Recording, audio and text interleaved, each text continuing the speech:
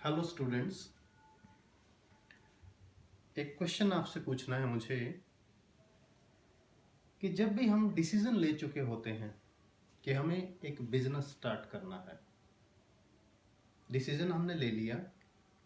अब सोचिए business start करने के लिए सबसे पहले चाहिए क्या। ऑब्वियसली सबका एक ही आंसर होगा, पैसा। I mean money. पैसा कहाँ से आएगा? जो प्रोप्राइटर है, जो बिजनेस स्टार्ट करना चाहता है, उसकी जो अपनी सेविंग्स होती हैं, उस सेविंग में से वो कुछ पैसा अपने बिजनेस में इंट्रोड्यूस कर देता है, जिसे इन्वेस्ट करना भी बोलते हैं। इसका मतलब बिजनेस शुरू करने के लिए बिजनेसमैन को सबसे पहले जिसकी जरूरत है दैट इज कैश। क्या सिर्फ कैश से ही बिजनेस स्टार्ट किया जा सकता है? No, not only cash. Cash के साथ साथ अगर आपके पास कोई एक्स्ट्रा फर्नीचर है, उस फर्नीचर को भी आप बिजनेस में इंट्रोड्यूस कर सकते हो, इन्वेस्ट कर सकते हो।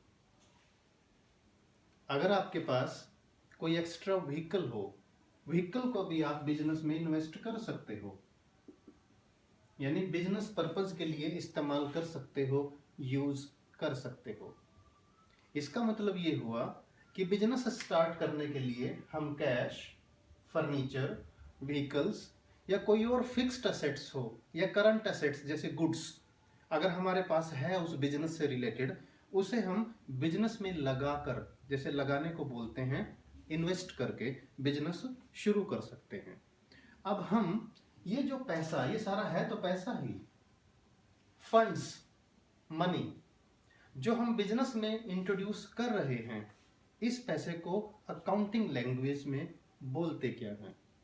तो स्टूडेंट्स ध्यान से सुनिए, अकाउंटिंग लैंग्वेज में जो भी हमने अमाउंट, पैसा और एसेट्स, टोटल अमाउंट इंट्रोड्यूस किया है, बिजनेस में इन्वेस्ट किया है, इसे बोलते हैं कैपिटल। और आज की हमारी यही एक टर्म है जिसे हम इस लेक्चर में डिस्कस करना चाहते हैं और ये आपको क्लियर होनी चाहिए। यानी कैपिटल का मीनिंग क्या हुआ? Capital is the amount, capital is the amount, amount का मतलब cash, furniture, goods, vehicle, other fixed assets, total amount invested by the businessman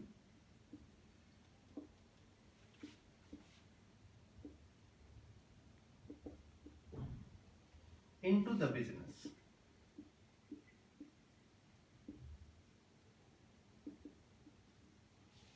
तो ये हमारा कैपिटल का मीनिंग हुआ।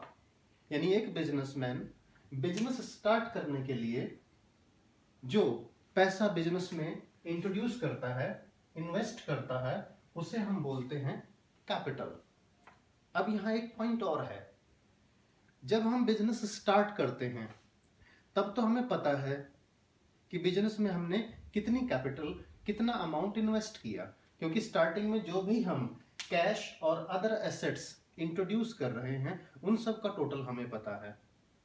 लेकिन रनिंग बिजनेस में अगर आप फाइंड आउट करना चाहते हो कि आपकी कैपिटल कितनी है, तो उसके लिए आपको एक फॉर्मूला यूज करना होगा। यानी इन रनिंग बिजनेस,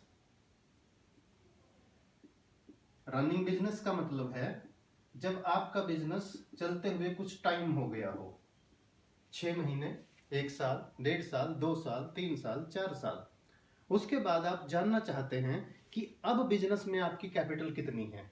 इसका मतलब क्या हुआ? क्या वो कैपिटल बदल गई जो आपने शुरू में बिजनेस में लगाई थी? यस, क्योंकि इस दौरान बहुत सारी फाइनेंशियल ट्रांजैक्शन हुई और उन फाइनेंशियल ट्रांजैक्शंस की वजह से एसेट्स, बिजनेस की लाइबिलिटीज, ये इनमें चेंजेस आ जाते हैं। बिजनेस में प्रॉफिट होता है तो उससे कैपिटल इंक्रीज होती है, और अगर कोई लॉस हुआ तो उससे कैपिटल डिक्रीज हो जाती है। तो इस केस में हम कौन सा फॉर्मूला यूज करें जिससे हमें कैपिटल का एक्यूरेट अमाउंट पता चल सके?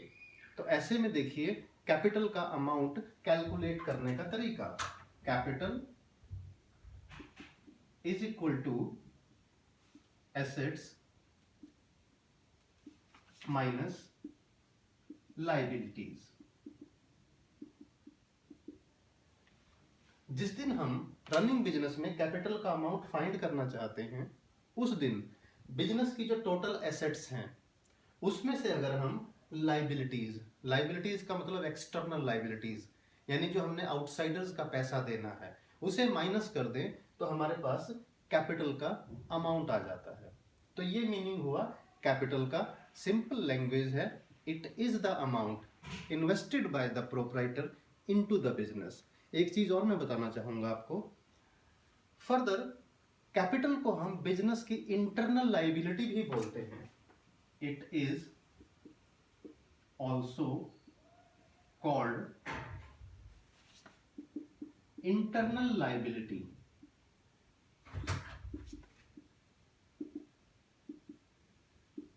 Of business. इंटरनल का मतलब क्या हुआ, जो बिजनेसमैन है वो तो अंदर का आदमी है ना, वो आउटसाइडर नहीं है। तो बिजनेस ने बिजनेसमैन को ये पैसा देना है। और जब आप अकाउंटिंग प्रिंसिपल्स करोगे, अकाउंटिंग प्रिंसिपल्स में ये बेस्ड है बिजनेस एंटिटी कॉन्सेप्ट पे, कि बिजनेस की अपनी एक अलग एंटिटी होती है which is different from businessman. कौन सा कॉन्सेप्ट, जिसे हम लेटर ऑन अकाउंटिंग प्रिंसिपल में डिस्कस करेंगे, ये है बिजनेस एंटिटी कॉन्सेप्ट। इसे हम अकाउंटिंग प्रिंसिपल्स और कंसेप्ट्स वाले चैप्टर में डिस्कस करेंगे। अभी समझ लें आप कि जो कैपिटल है ये बिजनेस की इंटरनल लाइबिलिटी है, यानी वो पैसा है जो बिजनेस ने किसको लौटाना है, बिजनेसमैन को लौटाना है। और ये किस कॉन्सेप्ट पर बेस्ड है, किस अकाउंटिंग प्रिंसिपल बेस्ड है, बिजनेस एंटिटी कॉन्सेप्ट।